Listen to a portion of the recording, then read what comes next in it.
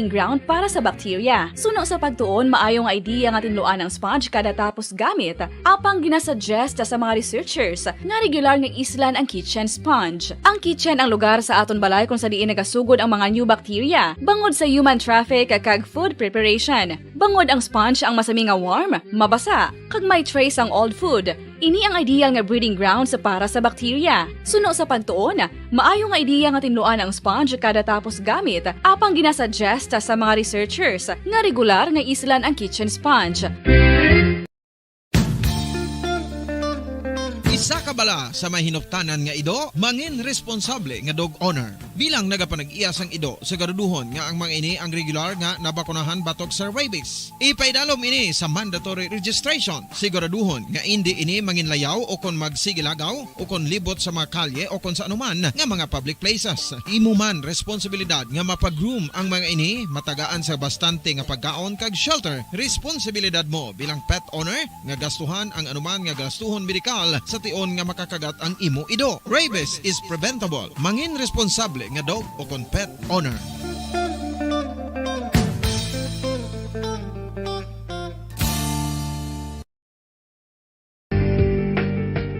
Kinahanglan mo bala nga mag-recharge? Hindi mo na kinahanglan nga magsalig pa sa caffeine. Bangod ang pag-power nap ang makapaboost sang memorya, cognitive skills, creativity, kag energy level. Ang power nap o kon cat nap ang pagtulog sang malipot nga oras kag may tinutuyo nga i-revitalize ang isa ka persona. Masami ini nga nagadugay sang 15 to 20 ka minutos ginahimo kun udto o kun hapon. Santo sa pagtuon, mas mangin alerto ang isa ka persona kung maka-power nap ini. Nagapabuhin man ini sang stress kag nagapa-improve sang cognitive functioning. Isa ini kapamaagi agud nga ma-refresh ang utok sang tawo kung ginakapoy. Magluwas diri, nagapanubo man ini sa risgo sang heart disease.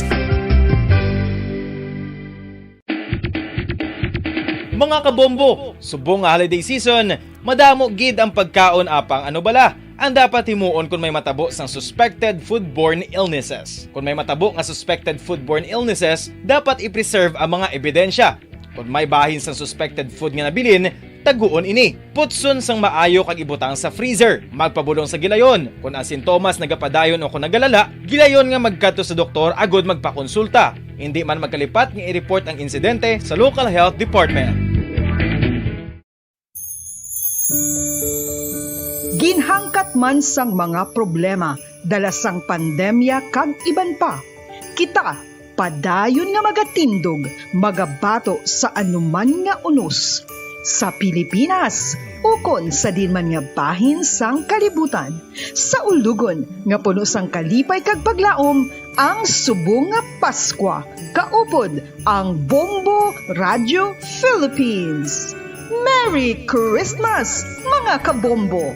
Ini ang Bombo Radio Bacolod para sa pambansang radyo ng Pilipinas. Consistent, overall number 1 sa Bacolod. Basta Radio! Bombo!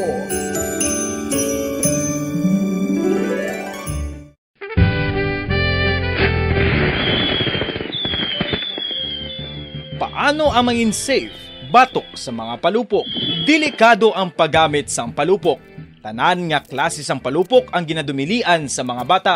Magpalayo sa mga taho o kun lugar nga may nagapalupok. Hindi magpulot sa mga wala naglupok nga mga palupok. Ini tuman kadelikado.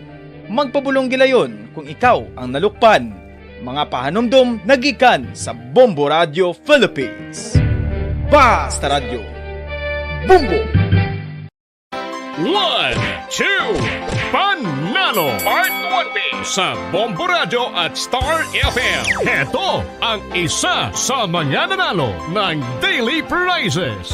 Ako si Alma de Guzman sang Sunwan, Barangay Mambulak, Silay City. Ako nagdaog sang 500 pesos cash, kag balor nga 650 nga groceries. Ako nagapasalamat gid una sa tanan sa aton mahal nga Dios nga ginbugayan sang sini nga grasya paagi sa Bombo Radio kag sa Star FM. Kag ining akon nga nadagan ang kwarta idugang ko sa kinanglanon sa amon panimalay, kag subong man sa bulong sa akon nga bana, na-stroke na siya. Pagkatapos, dugang jutay nga kapital sa akon negosyo man, para nakadugang-dugang. Kamo nga mga utod ko, nga ara dira, nagapamati, kag nagalantaw sa Bombo Radio, ginaagda ko man kamo magpasakop sa sining ilang nga promo, nga dako nga bulig ini para sa aton nga kinahanglanon. Kag sila nagapadayon sa gihapon, basta radyo, Bombo, number 1. Number 1 ang Bombo Radio.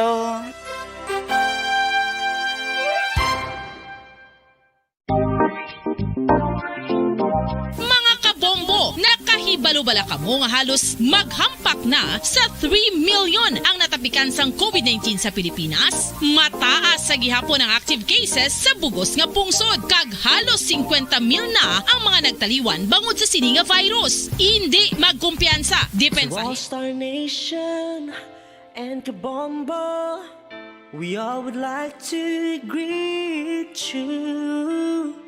A Merry Christmas, and a Happy New Year. Seen and heard. Now fully digitalized in Negros Occidental. This is Bombo Radio Bacolod. Star Nation and Bombo, we all would like to greet you. A Merry Christmas, Merry Christmas.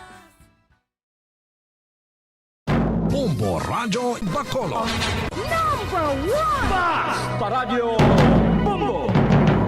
Philippine Standard Time, 4 minutos na lang ang nabilin o kung ang 4 minutos ang nakaligad sa takna alas 5 sa hapon.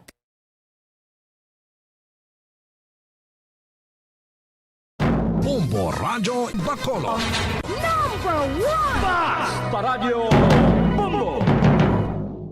May hapon syudad sang Bacolod, kabugusan nga probinsya sa Negros Occidental, bugos nga Pilipinas, kag bugos nga kalibutan. Iyari naman ang pagdulong namon sa inyo sa madalalako bago, mainit-init pa ang mga balita diri sa Bombo News and Views Afternoon Edition. Subong adlaw Lunes, petsa 13 na kita sa bulan sa Disyembre 2021.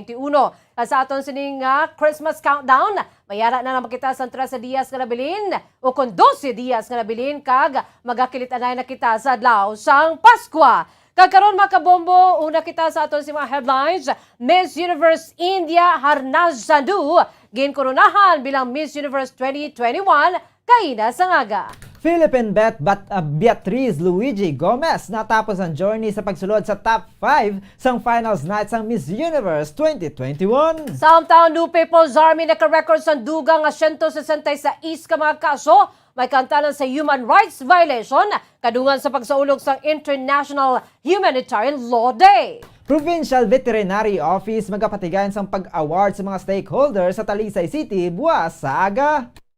Samtang casual employee patay matapos nga ginutang sa may barangay Buena Vista sa syudad sang Himabaylan.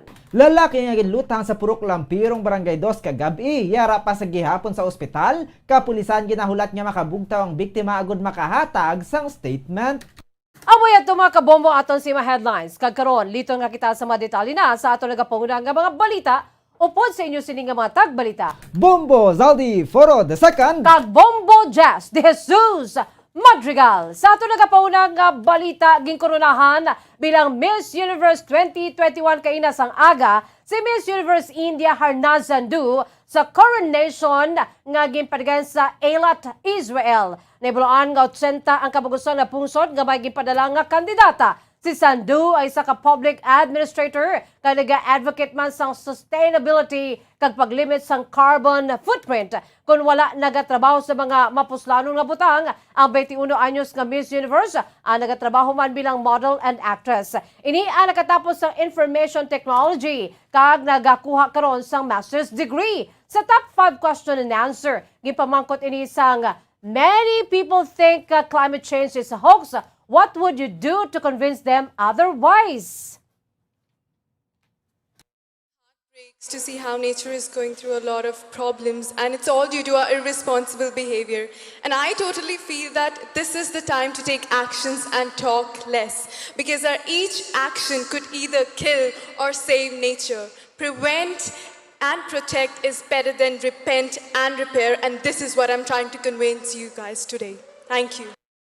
Ang sabat ni Miss Universe India Harnaz Sandu. Samtang kaupo ni Sandu sa top 5 sa Miss Universe Philippines, Beatriz Luigi Gomez, Miss Universe Colombia Valeria Ayos, Miss Universe South Africa Lalela Mazwan, Miss Paraguay Nadia Ferreira, kag ang nagdaog nga si Miss Universe India Harnaz Sandu. Gikan sa top 5, wala naman nakasulod ang pambato sa Pilipinas, kasubong man sang Colombia. Ang top 3 finalists, nagsabat naman sa magkaangay nga final question nga what advice would you give to young women watching on how to deal with the pressures they face today. Yari ang sabat ni Miss Universe India Harnaz Sandu.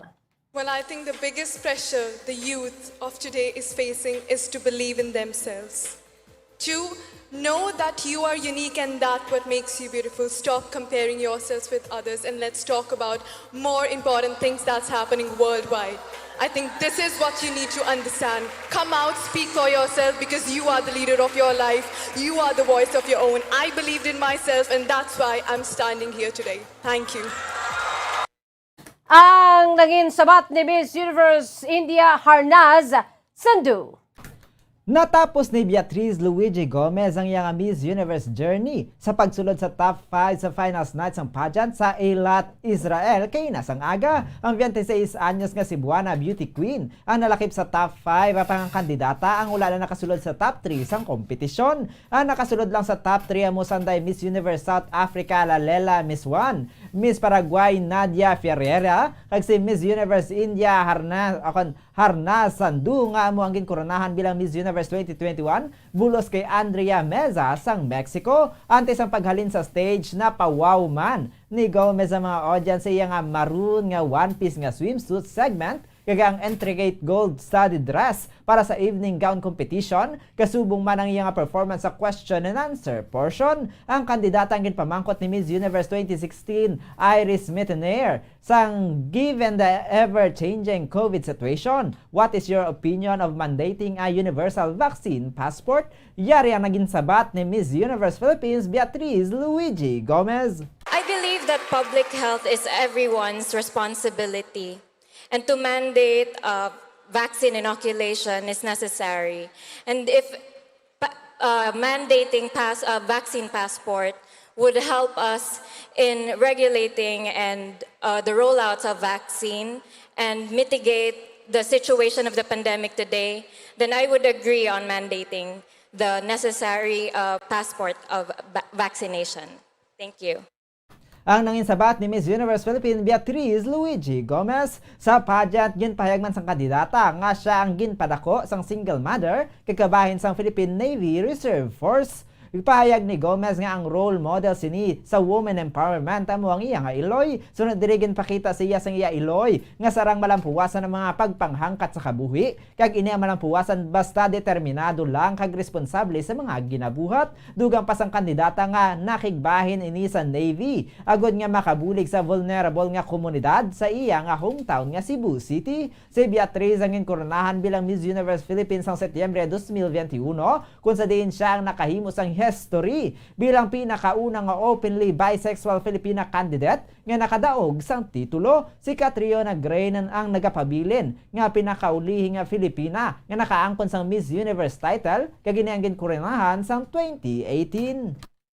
Samtang sa ibang paginato nagapuna nga balita kadungan sa pagsaulog sa International Humanitarian Law Day, gimpahig sang commanders sa 3rd Infantry Division sa Philippine Army na naka-record sa dugang 166 ka mga kaso. May kantanan sa human rights violation ang New People's Army as of October 2021. Sunod kay Major General Benedict Arevalo, ang 3rd ID Commander sa Kabugusan, 1672 ng Kabugusan nga human rights violations, ano komentar sang NPA sa sari nga kaso humalin sang 2010.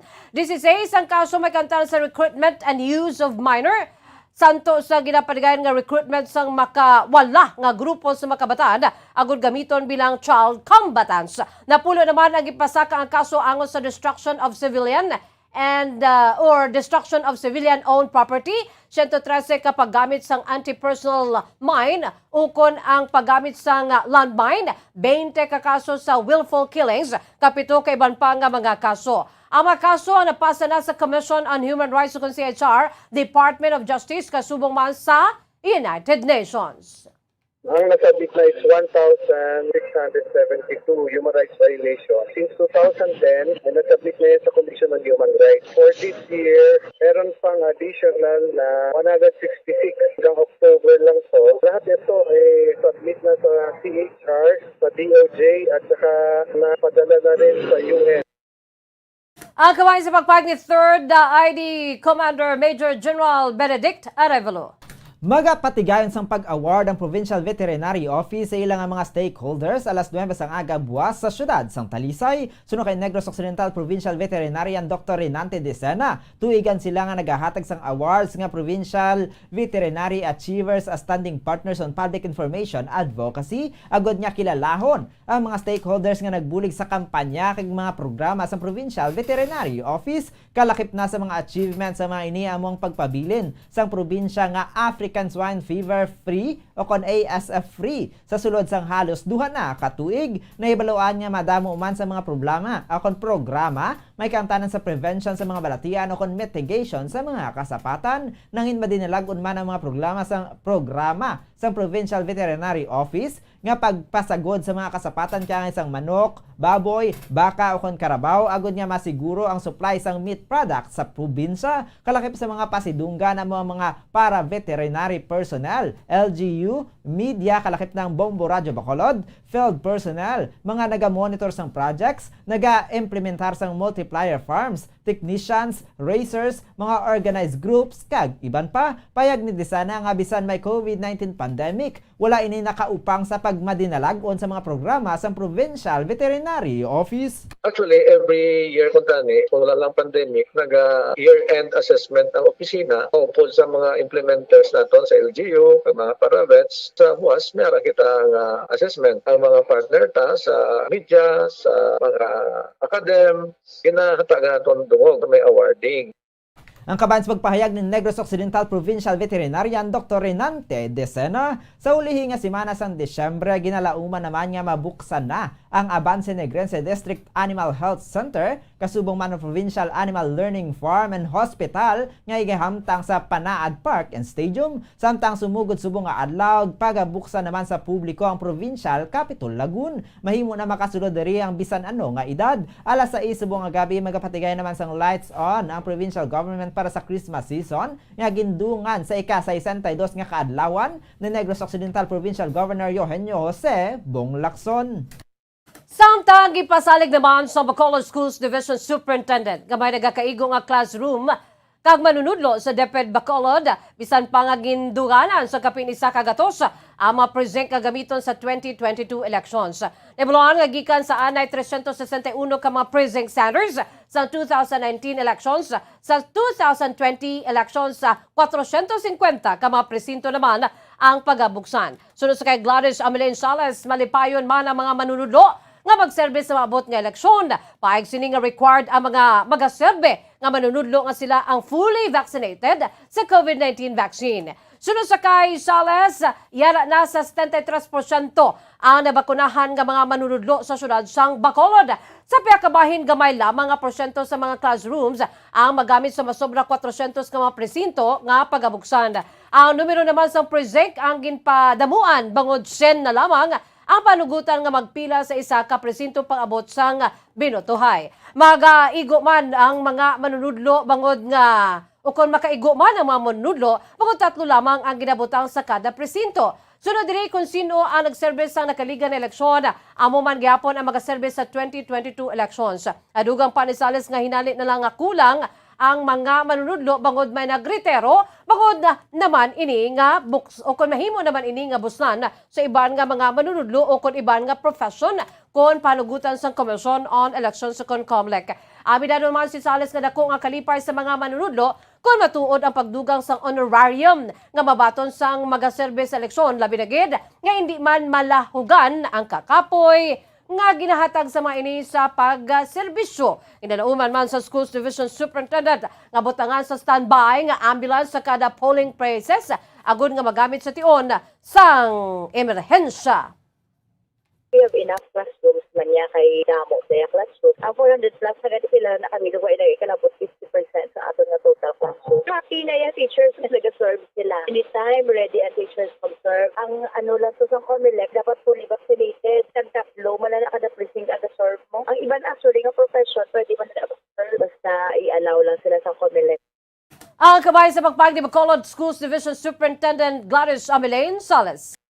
11 ka mga anay katapos ang rebuilding ang New People's Army o NPA sa Gihulngan City, Negros Oriental ang nakabalik na sa sabak sang gobyerno ang nakabaton sang tag 20,000 pesos nga livelihood assistance gikan sa Department of Social Welfare and Development o DSWD payag ni Major General Inocencio Pasaporte, commander sang 303rd Brigade sang Philippine Army. Ang 20,000 pesos ang gikan sa Sustainable Livelihood Program sang DSWD. Sunod kay Pasaporte, ang 11 ka mga anay rebelde ang lunsay gikan sa syudad sang Gihulngan payag sininga dako na nga bulig para sa mga anay rebelde nga nagbalik sa sabak sang gobyerno ilabi na sa pagpanugod sang ila panibag-o nga kabuhi.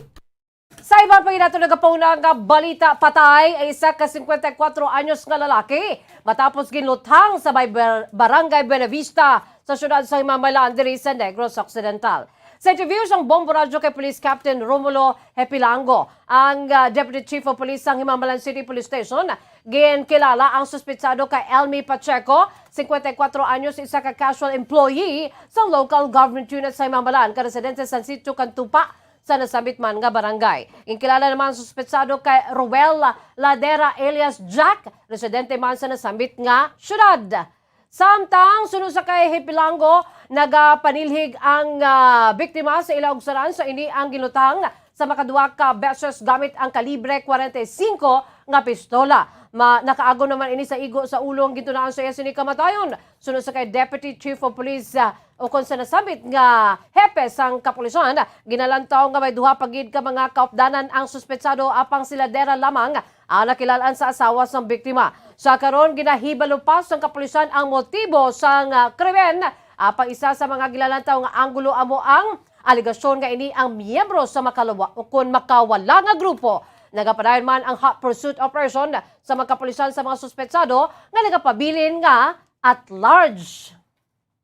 Victims migali akawayan sa likod sa portion sa ila balay. Then gintawag sa iya nga bata kay may gapangita kuno sa iya nga tatlo ka lalaki. Siguro hindi lang mo confirm pero do base kilala niya kay nag-agreement siya nga may istorya sa mga lalaki. Tapos dinagad siya nga magwa sa balay. Naglakad sila pagwa sa balay. Ang kabay sa pagpag ni Police Captain Romulo Hepilango, Deputy Chief of Police sang Himamalan City Police Station.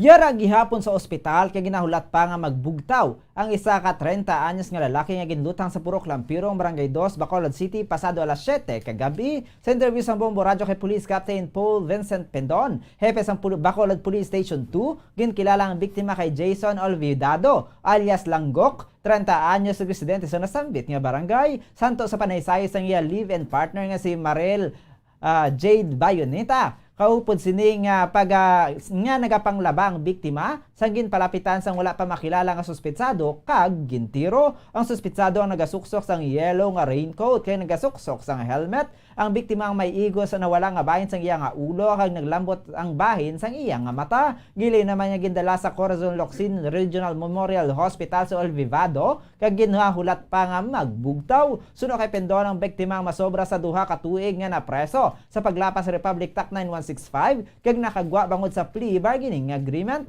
Isa man sa ginalantaw sang kapulisan nga rason sa pagpangluthang sini amo ang kainit sa biktima apang wala naman nagasira ang investigasyon kag sa posible pa nga anggulo sa mga kapulisan. Sa karon hindi pa matumod ang suspetsado kag padayon nga ginatutukan sa mga kapulisan. Nagpanawagan man si Pendon sa mga witness nga nakakita nga magpadulong sa kapulisan agud maghatag sang statement sa ila. Sa karon padayon ang investigasyon sa mga kapulisan sa pagkilala sa suspect nga kag motibo sa pagpangluthang. pamunlaw ko no sila sang ila nilaban kagina may tawo nga naka yellow nga raincoat kagasuksok sang helmet ang gilayon mga nagtiro sa iya kag nigo ni sa may wala nga bahin sang iyang ulo no nga do na agyan ang iyang wala nga mata. Ang kabayan sa pagpahayag ni Police Captain Paul Vincent Pendon, Station Commander sa Bacolod, Police Station 2. Sa arong kadapusan nga balita liton kita sa balita sa luwasang pungsod sa Kentucky, USA. Gilalantaw sa pumuluyo sa Kentucky nga kapin isa ka semana pa antes makabalik ang mga pumuluyo nga nagkalagubaan sa panimalay matapos ang makusog nga buhawi ang nag-igo sa estado, samtang binula naman antes makabalik ang mga naguba nga negosyo. Sa exclusive interview sa Bombo Radio Bacolod kay Nolan Kane sa Bowling Green City, Kentucky, USA, nga nakakuha mismo sa video samtang yara sa area nga nalabot sa disaster nga hungod ini nagpadulong o kung hungod ini nga nagpadulong sa lugar agud nga makakuha sa live footage sang amo nga buhawi. Si Kane ang nakadaog naman sa pila ka kompetisyon bangod sa mga footages sini sang pagpangilat.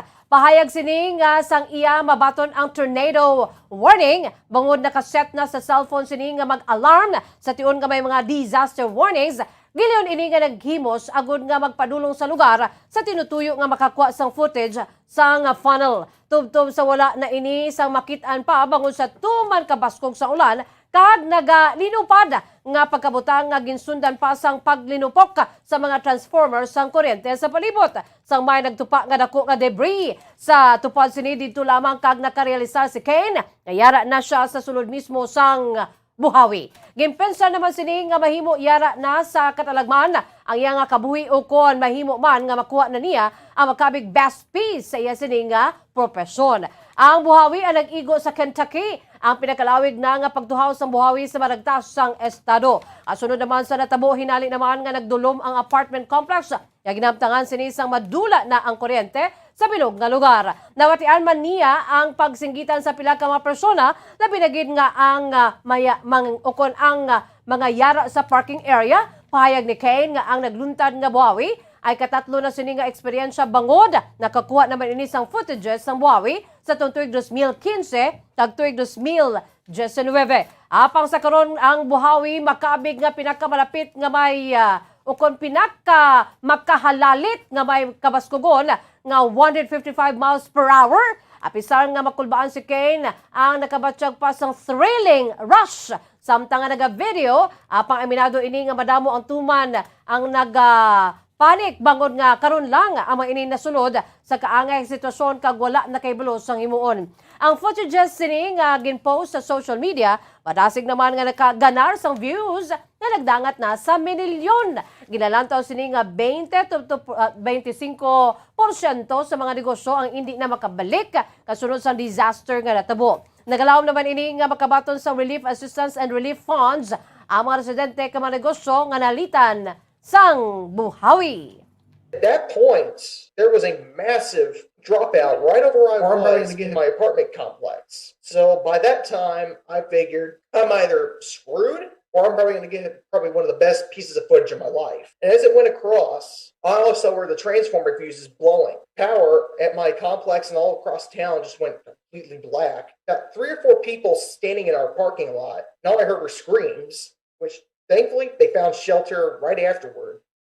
Ang kabahin sa nangipayag kag panunaro ni Bombo International Correspondent Nolan Kane direkta sa Kentucky, USA. Philippine Standard Time, 25 minutos na ang nakalipas sa takna 5 sa hapon. Kag-abuyag to ang mga kaundan sa ato nagapanguna ng mga balita diri sa Bombo News and Views Afternoon Edition. Antes kita magtakop aton alay panubalikan aton sa mga headlines. Miss Universe India Harnaz Sandhu ginkurunahan bilang Miss Universe 2021 kay Nasangaga. Philippine Bet Beatriz Luigi Gomez natapos ang journey sa pagsulod sa top 5 sang finals night sang Miss Universe 2021. Samtang New People's Army naka-record sa dugang 166 ka mga kaso, may kantanan sa human rights violation, kadungan naman sa pagsaulog sa International Humanitarian Law Day. Provincial Veterinary Office magkapatigan sang pag-award sa mga stakeholders sa Talisay City buwas sa aga. Casual employee patay matapos gilutang sa Barangay Buenavista sa syudad sang Himamaylan. Lalaki nga ginlutang sa purok Lampirong Barangay 2 kagabi. Yara paghihapon sa ospital, kapulisan ginahulat nga makabugtaw ang biktima agud makahatag sang statement. Kag amoy ito mga kabombo ang pagdulong namon sa inyo sa mga dalalag ko bago mainit-init pa nga mga balita dali sa Bombo News and Views Afternoon Edition. Subunga daw Lunes, petsa 13 sa bulan sa Desyembre 2021. Kag sa aton sining nga Bombo Radio Star FM Christmas Countdown, we have 12 days to go before Christmas. Standby na kamo sa masunod nga programang Bombo Reports Afternoon Edition. Upo naman sa Bombo Dennis Rubica. Kag sa gyapon, ini ang inyong mga tagbalita. Bombo, Zaldy, Forro, II. Kag Bombo Jazz, Dejesus, Madrigal. Para sa pambansang radyo ng Pilipinas, consistent overall, number 1 sa Bacolod, Basta Radyo Bombo! Sabay naman sa aton siningan news analysis ang ipadala sa aton maukon nga tagpalamati, pagbabasaw ni Bombo Daniel Lecciones. Ang aton siningan news analysis may tigulo unconstitutional. Duha ka seksyon sang Anti-Terrorism Bill unconstitutional suno sa Korte Suprema. Ang nangindesisyon pabor sa kinamatarong sang tagsa-tagsa. Labi na gid sa tawanon nga kinamatarong kag sa aton demokrasya, proteksyonan ang mga Pilipinohon agud indi madisgrasya. Korte Suprema nga desisyon tama kadalayawon kay may mga probisyon nga magalapas sa tawanon nga kinamatarong. Salamat kay ila kita gindipinsahan kay base sang gobyerno ini abusaran. Kay kung ikaw nga terorismo masuspitsahan, diretso kadayon sa bilangguan. May mga depekto ang duha ka probisyon kay may warrante sa arrest kag ikaw na hinali nga madakpan nga wala na sang mabugat nga rason. 24 dias ikaw ang prisuhon kung mangin makatalagap ikaw sa sining administrasyon. Ang ini panguna-una pananawan ang gipadala ni Leo Siralbo sa Granville Subdivision, Barangay Mansilingan, Bacolod City. Sa mga tagpalamati sang Bombo Radio Bacolod, pwede man kamo magpadala sang inyo panghuna-huna kag pananawan sa Bombo News and Views Afternoon Edition. Care of DYWB Bombo Radio Bacolod, CBS Development Corporation Building, Lacson Street, Mandilagan, Bacolod City. O kung pinaagi man sa email address ang Bombo Radio Bacolod, bombo_bacolod@bomboradio.info.